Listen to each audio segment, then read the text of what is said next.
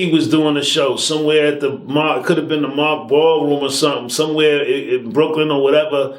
But Biggie was on the mic, and he took the mic. He was so amped up. Once Dirty started going in, Biggie forgot him. A lot of us got drugs on our records, so they, some stupid director, FBI director, thought he was cool for him to we could put him. I think I seen, and the most exciting thing was when he took the mic. Welcome to the Gossup channel. Thank you for joining us on this journey. We're growing with you and because of you. If you haven't already, hit that subscribe button and turn on the notification bell to help us reach 10,000 subscribers. Once we hit that milestone, a special prize will be waiting for you. Stay tuned. And now, let's get into the topic. Who really cares? Biggie wasn't just another rapper. He was the heartbeat of East Coast hip-hop, crowned by many as the true king of New York. Not just anybody could step into his circle. But then came the Wu-Tang Clan, and they weren't just anybody, especially Old Dirty Bastard, who was pure chaos in human form. When these two powerhouses finally crossed paths, the energy was unforgettable, a collision that stamped itself into hip-hop history forever. One of the biggest moments linking Biggie and Wu-Tang came through that iconic collaboration between Biggie and Method Man. Man, that track, the What off Biggie's Ready to Die album, straight up legendary. A timeless joint that still slaps today, just like it did when it first dropped. But here's what most folks don't know. Biggie had a wild bond with Old Dirty Bastard that went way beyond music. Wu-Tang's own Cappadonna spilled one of the craziest stories in an interview with Vlad TV, calling it one of his most exciting memories of ODB. He said there was this one night during a Notorious B.I.G. set in Brooklyn, and out of nowhere, Dirty just crashed the stage like he owned the place. He straight up snatched the mic right out of Biggie's hands and started rapping like the stage belonged to him. Anybody else pulling a stunt like that? Man, it would have turned ugly real quick. But not Dirty. Biggie didn't even trip. Instead of shutting it down, Biggie actually hyped him up, stepping to the side and cheering ODB on like it was all part of the plan. Cappadonna made it clear, if it had been anybody else, they would have been sandwiched, meaning there would have been some real heavy consequences. And that same wild energy showed up in other moments too, like Biggie's birthday bash in 1993. This wasn't just some regular party. The room was stacked with hip-hop giants, Fat Man Scoop, Lil Kim, Lord Finesse, and of course, ODB, bringing the madness. At one point, a cypher broke out, everybody freestyling to the beat, and when it came time for Dirty to spit, the whole vibe shifted like the spotlight was his alone. Biggie couldn't even hide his excitement. He was hyping ODB up like crazy, just like he always did. But sadly, fans never got the chance to see that bond turn into more collabs or deeper moments, because Biggie's life was cut short in the worst way. In 1997, he was gunned down in a drive-by. The tragic moment many believe was the peak of the East Coast versus West Coast war. Just 6 months before, Tupac had been taken out under almost identical circumstances, and Biggie's murder only made the pain and confusion in hip-hop even heavier. But here's the twist. ODB didn't see it the same way. While most pointed fingers at rival crews and street beef, Dirty swore something way bigger was moving behind the scenes. According to ODB, the government itself might have had a hand in Biggie's death. Now, that might sound like straight-up conspiracy talk to some, but there's a reason folks didn't just brush it off. Years later, reports started surfacing about dirty LAPD cops possibly being tied to Biggie's murder. Maybe they didn't pull the trigger themselves, but evidence hinted they were moving pieces behind the scenes. And if you kept up with ODB's career, you know his suspicion of the government was nothing new. He'd been loud about this for years, saying he felt watched, monitored, even targeted. To a lot of people back then, it sounded like Dirty was just spiraling or slipping into wild conspiracy talk. But the A&E documentary, Old Dirty Bastard, A Tale of Two Dirties, shows it might not have been so far-fetched after all.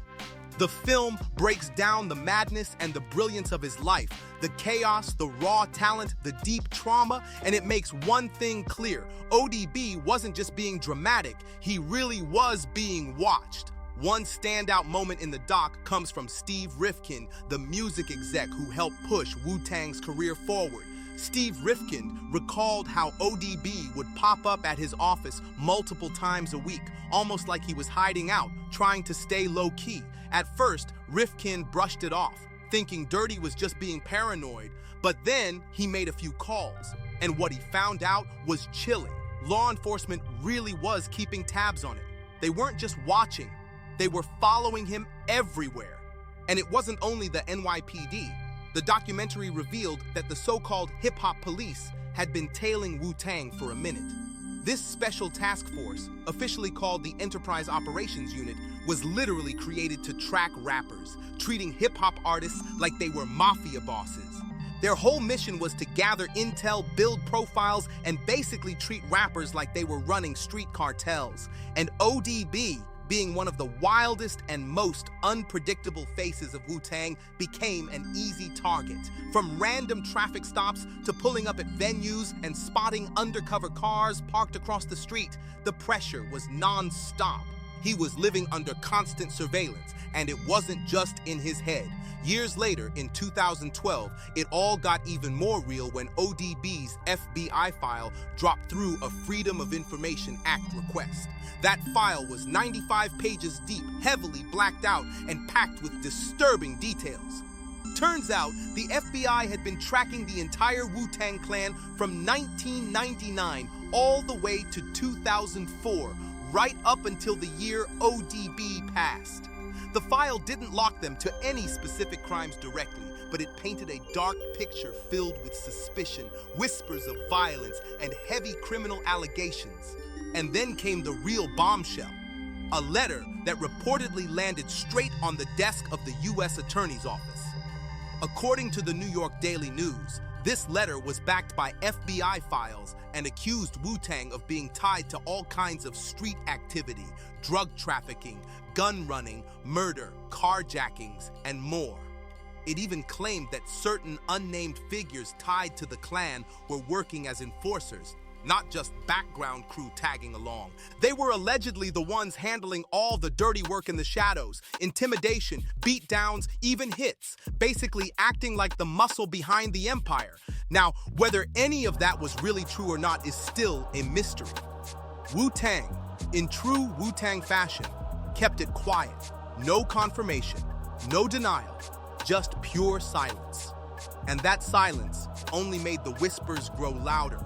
For a lot of fans, it looked like yet another case of the government trying to take down powerful black voices in hip-hop, the same way they had done in generations before. But for others, it raised some heavy questions. ODB had been saying for years that somebody was out to get him.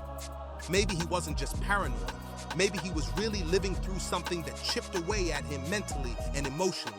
Yet no matter how wild ODB got, no matter how far off the rails his behavior seemed, one thing was always clear. The people loved him. Fans didn't care about his antics. They embraced them. That chaotic energy, that unpredictability, that strange mix of madness and magic. It was exactly what made him unforgettable. Like that one time, he literally stopped his BMW in the middle of the highway just to spark a cigarette and play video games, with a full PlayStation hooked up in the back seat, controllers and all. Then, there was the time he crashed his car straight into a mailbox on the way to an interview. Most folks would have been embarrassed or stressed out, but not Dirty. He strolled in laughing like nothing even happened. He grabbed the mic and flipped the whole disaster into comedy gold on the spot. That was the magic of ODB. He could turn wreckage into entertainment and pure chaos into raw charisma. He was a walking contradiction, and fans didn't love him despite that. They loved him because of it. It was real, no filter, no media training, no carefully polished image. What you saw was exactly what you got. But that same lightning that drew people to him also burned through everything it touched. He was a father to 13 kids, the little dirties, as folks used to say, spread across 6 different women.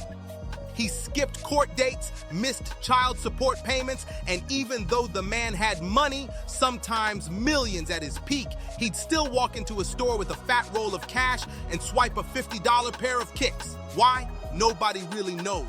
Maybe it was rebellion, maybe impulse, maybe he just didn't care. He once even claimed he was keeping it real by not paying taxes and staying close to the streets. And maybe, in his mind, that was the truth. Maybe he just couldn't let the streets go, even when he had every reason to walk away. But while that was the darker side of Dirty, there were moments when the light broke through. And when it did, it shined just as bright. Like that night in Brooklyn, 1998, a car crash left a 4-year-old girl trapped under a flipped Mustang. Before the emergency crews even pulled up, ODB jumped straight into action, rallying people around him, getting strangers to work together, and helping lift the car off that child's body. Then, just a few hours later, he was at the Grammys, storming the stage in the middle of Sean Colvin's acceptance speech, just to tell the world Wu-Tang is for the children. And as wild as that moment was, it stuck, because he meant every word. That was the duality of ODB. One minute he'd ghost an interview or show up halfway sober. The next he'd be dropping deep takes on music, breaking down the Beatles, alternative rock, even Barry Manilow. He'd sit down for an MTV segment and somehow flip it into giving teenagers raw advice about love and heartbreak. He wasn't playing a character, he was the character. He never tried to fit in. Instead, he made the whole world bend around him. And he always looked out for his people. If a venue tried to block his crew, guess what? He'd pull up with the whole block and tell security, "They're with me, no questions asked." If somebody spilled a drink on his kicks, he'd dump the rest of his own drink on himself, just to say, "Now we even." That's how Dirty lived, by his own rules. Messy, unfiltered, but always loyal. He wasn't just a wild performer, he was also a protector and a mentor. He'd spend hours on the phone with young rappers, guiding them, trying to keep them from falling into the same traps he did. And maybe that's why he and Biggie clicked the way they did. Now, even though Biggie had a solid bond with some members of Wu-Tang, it wasn't all love with the whole crew. In fact, there was real tension between Biggie and 2 of Wu-Tang's core figures, Ghostface Killah and Raekwon. To really get why things got so heated between Biggie and Wu-Tang, you gotta rewind the tape all the way back to 1995. This wasn't just any year, it was the heart of hip-hop's golden era. The energy was electric, legends were dropping classic albums back to back, the sound was evolving, and New York stood as the epicenter of it all. But with all that greatness came a ton of tension, because in that era, competition was everything. Every single move mattered in that era. Every verse, every sample, every beat, and especially every album cover. Everything carried weight. And one thing you did not do was bite. Straight up copying somebody's style or idea. In hip-hop, that was like committing a cultural crime, the highest level of disrespect. You didn't just get clowned for it, you could spark a full-blown war over it. So when Raekwon dropped Only Built for Cuban Links, a project that would go on to become a certified classic, the streets weren't just listening to the music, they were dissecting everything, and tucked inside that album was a skit where Ghostface Killah let loose, and he went off. Ghostface started calling out rappers who were stealing other people's ideas. He didn't drop names, but the streets knew, the whole industry knew, he was talking about one man, the Notorious B.I.G. From Ray and Ghost's perspective, this wasn't just some petty jab. This was personal. They were tight with Nas, and to them, Nas's Illmatic cover was iconic. Young Nas with the Queensbridge backdrop, a symbol of his roots, his story, his identity. So when they saw Biggie's Ready to Die cover with that baby front and center, it hit too close. To them, it wasn't coincidence. It looked like Biggie had snatched Nas's blueprint and ran with it like it was his own. But here's the thing they didn't realize. There was no beef between Nas and Biggie. Behind the scenes, they had real mutual respect for each other. They were cool. It wasn't even like that. But in 1995, when everybody had a chip on their shoulder and rap was fueled by ego and reputation, none of that mattered. Perception was everything. And from the outside looking in, it looked like Big had crossed a serious line. Word got back to him quick, and Biggie was heated. According to Nas himself, Big even called him up, upset, saying, "Yo, you messing with them woo dudes? You knew they said that." Nas had to keep it all the way real with him. "Yo, I mean, that's Ghost. Ghostface is Ghostface." Nas tried to explain like, "There's no love lost. I didn't know he was gonna say that ish." It wasn't about him picking sides, but Biggie was taking it way harder than he needed to. Big felt misunderstood. He wasn't out here trying to copy anybody. If you really listened to Ready to Die, it had its own voice, its own story, its own identity. But in that moment, none of that mattered. It was all about how people perceived it, and the way it looked from the outside, it was messy. Big could have easily gone full scorched earth right then and there. He could have dropped a diss track and let everything fly. And truth is, he actually did hit the studio and record one, going straight at Ghost and Ray, pouring all that frustration and anger into the mic. But this is where Biggie showed just how smart he really was.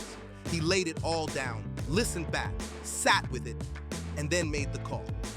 He told his manager at the time, Jacob York, to scrap it, delete it, don't ever let it see daylight. Jacob later talked about it on the Boss at Presence, Don't Be Scared podcast, saying Biggie never put out a diss record against them. He rapped it, got it off his chest, then told me to erase it. And honestly, that move probably saved the whole New York rap scene from blowing up in flames. Cause a Biggie diss back then could have sparked something deadly serious. But Big didn't just sit quiet either. He was way too clever for that. Instead of firing shots directly, he slipped his response into slick subliminals on Kick in the Door.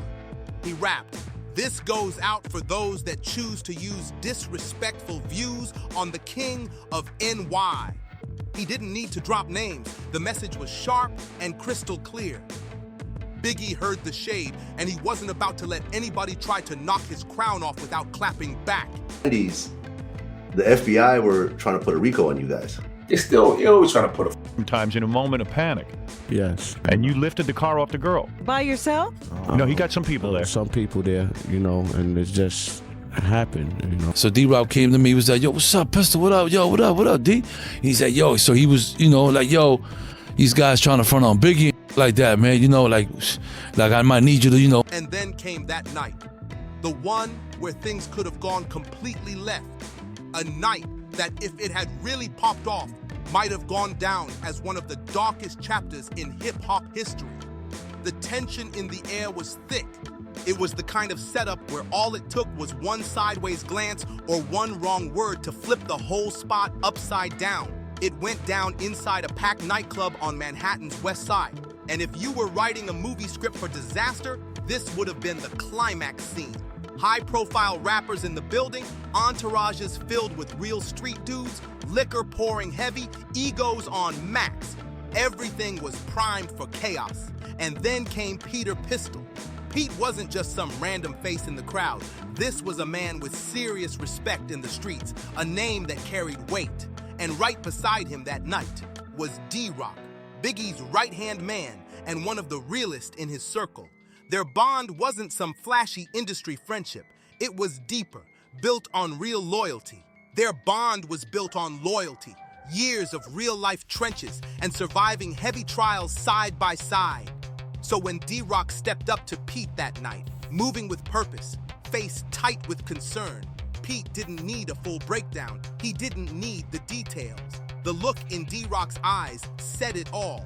"Yo, Wu-Tang's trying to press Big. We might have a situation." And Pete didn't panic. He didn't start wilding out or waving his hands like some hype man looking for drama. He stayed calm, locked in, ready to move smart in a room that was seconds away from blowing up.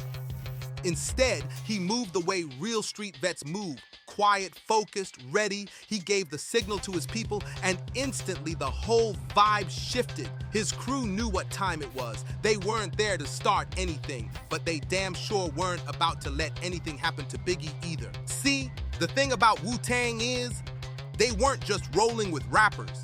Their squad ran deep with dudes who had serious street ties, people who did not play games. If it went down that night, it wasn't gonna be a little scuffle. It would have turned into a full-on brawl, maybe worse. That club would have gone from party to battleground in seconds. So there they stood, Biggie and his team holding firm on one side, Wu-Tang and their crew locked in on the other, each side watching the other like predators waiting to strike. And for what felt like forever, the whole club froze, like everybody was holding their breath, just waiting to see who'd make the first move. But here's where the story flipped, and the night got saved. Pete locked eyes with Raekwon across the room, and instead of letting ego or heat take over, he did what a real OG does. He made the first move to talk, and Raekwon listened, because truth be told, Ray wasn't trying to bring the whole spot down in flames either. Both of them knew exactly what could happen if their crews clashed, and neither one wanted that kind of blood on their hands. And just like that, cooler heads prevailed, shutting down a situation that could have easily gone down as one of hip-hop's darkest nights. One of hip-hop's ugliest moments got diffused, all because two real ones chose peace over pointless beef. Years later, Pete has spoken on that night, and he's always kept it 100. He never bragged, never spun it like Biggie's crew punked Wu-Tang. In fact, Pete has always given respect to Raekwon, Ghostface, Method Man, the whole squad, because at the end of the day, they were all cut from the same cloth. Street dudes who turned their grind into music, trying to navigate fame while still carrying the codes of the block. That mutual understanding was bigger than pride, and it saved the night. They understood the weight of their presence. They knew just how fast one wrong move could turn fatal. And on that night, they chose to step back from the edge instead of falling off it. If you enjoyed this story, make sure you hit subscribe to the Gossup channel, drop a like, and leave a comment below. I want to hear what you think.